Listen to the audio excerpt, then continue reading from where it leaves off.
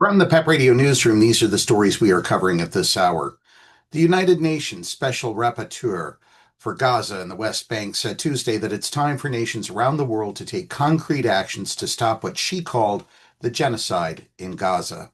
Francesca Albanese spoke to delegates from 30 countries meeting in Colombia's capital to discuss the Israel-Hamas war and ways that nations can try to stop Israel's military offensive in the territory.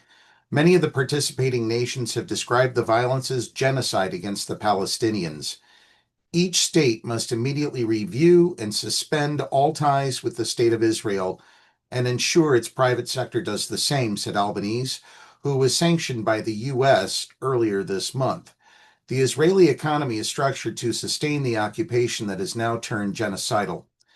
The two-day conference organized by the governments of Colombia and South Africa is being attended mostly by developing nations, although the governments of Spain, Ireland, and China have also sent delegates.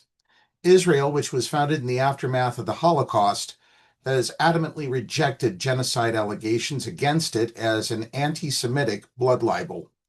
Analysts say it's not clear whether the conference's participating countries have enough leverage over Israel to force it to change its policies in Gaza, where more than 58,000 people have been killed in Israeli military operations following a deadly Hamas attack on Israel in 2023.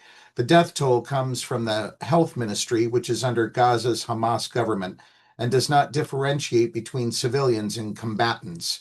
The UN and other international organizations see its figures as the most reliable statistics on war casualties. In other news, U.S. kindergarten vaccination rates inched down again last year, and the share of children with exemptions rose to an all-time high, according to federal data posted Thursday. The fraction of kids exempted from vaccine requirements rose to 4.1%, up from 3.7% the year before. It's the third record-breaking year in a row for the exemption rate, and the vast majority are parents withholding shots for non-medical reasons.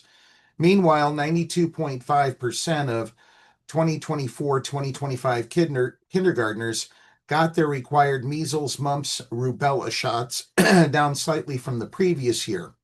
Before the COVID-19 pandemic, the vaccination rate was 95%, the level that makes it unlikely that a single infection will spark a disease cluster or outbreak. The vaccination numbers were posted as the U.S. experiences its worst year for measles spread in more than 3 decades, with more than 1,300 cases so far. The concern, of course, is that with a further dip in the vaccination coverage, we're going to see even more measles coming in the coming months, said Dr. Sean O'Leary of the American Academy of Pediatrics. It's possible that this year's outbreaks may spur more parents to get their children vaccinated before they go to school, said O'Leary, a University of Colorado pediatric infectious disease specialist.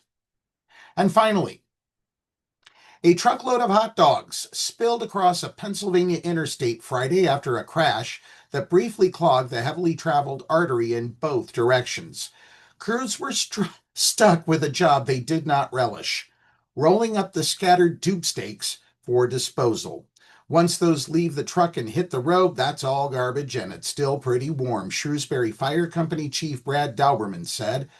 State police said the tractor-trailer had an unspecified mechanical problem on Interstate 83, a few miles north of the Maryland line, as morning rush hour was wrapping up, causing it to push into a passenger vehicle. When the truck scraped along a concrete divider, its trailer was ripped open and the contents scattered. 4 people required medical attention, Dauberman said, for injuries that police said were not life-threatening. A front-end loader was used to scoop up the hot dogs and drop them into a dump truck. Dauberman said emergency crews couldn't help but see the humor in the situation, and his daughter texted him a photo of a hot dog-themed t-shirt. I can tell you personally, hot dogs are very slippery, the fire chief said. I did not know that. That's the news at this hour. If you are watching our news videos on YouTube, drop us a comment and subscribe to our channel. You can now listen to PEP Radio on Alexa. Simply tell your device, Alexa, play PEP Radio. Up next, we have the Meadville area weather forecast here on PEP Radio.